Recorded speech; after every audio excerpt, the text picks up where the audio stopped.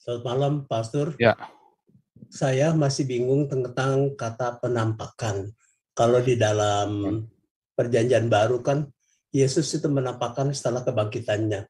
Berarti menampakkan ke diri kepada yang udah dikenal. Nah, kalau yang belum dikenal, apakah itu disebut penampakan juga? Tidak. Contohnya, saya nggak ingat persis, dulu pernah ada di kantor PGI di Salemba itu terjadi penampakan sampai heboh tuh disiarkan di penampakan radio. apa? Ya nggak tahu penampakan, ada penampakannya. Lalu ada juga contoh penampakan lain, misalnya ya ini hanya buat contoh saja, misal Bunda Maria di Lourdes itu. Kira-kira apakah penampakan ini hanya untuk kepada yang pernah dikenal atau yang belum dikenal juga gitu, Pastor?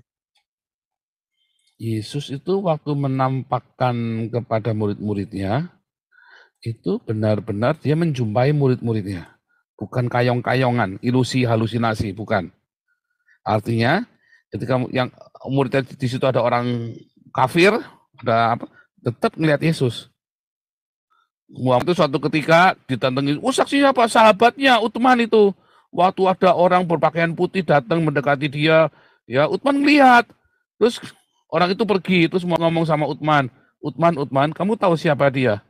Tidak tahu Nabi, beritahukan kepadaku ya Baginda. Itu Jibril tadi loh, itu Jibril. Kalau saya ada orang ngomong gitu, tadi siapa itu Jibril? Jibril Gundul Mupeang, saya kan bilang begitu ya. Nah, kenapa? Kalau dia mau melihat, harusnya Uthman juga melihat sama-sama Jibril. Ya kan? Taunya itu Jibril dari mana Baginda? Tak tanya gitu, taunya Jibril dari mana? Kan gitu kan. Ya, misalnya nih contoh ketika istrinya Manoah melihat malaikat Tuhan. Maka si Manoahnya, bapaknya Simpson, melihat juga. Nanti dia akan datang lagi, benar-benar melihat. Waktu Abraham didatangi malaikat Tuhan, ya kan, didatangi 3 orang penampakan kan. Sarah juga ngelihat loh. Sarah juga ngelihat malaikat itu. Ya kan? Waktu gembala-gembala itu melihat malaikat-malaikat memuji Tuhan, nggak cuma satu yang lihat, para gembala itu ngelihat semua. Jadi nggak cuma si gembala itu ngelihat, yang lainnya enggak begitu ya, enggak begitu. Waktu Yesus datang menampakkan diri kepada murid-murid itu semua lihat semua. Nah, kalau ngelihat penampakan Maria di Lourdes, penampakan Maria segala macam, itu namanya yang disebut dengan stigmata. Saya tidak percaya stigmata. Kenapa? Gunanya buat apa? Kalau penampakan Yesus, dia datang, dia ngajar. Selama 40 hari dia mengajar, menjelaskan isi Torah itu, ini loh. Maksudnya, dirinya dia yang bangkit dari kematian.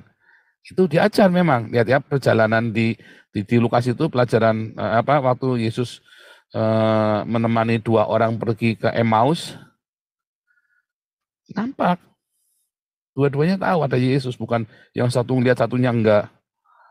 Enggak, semuanya ngelihat. Ya.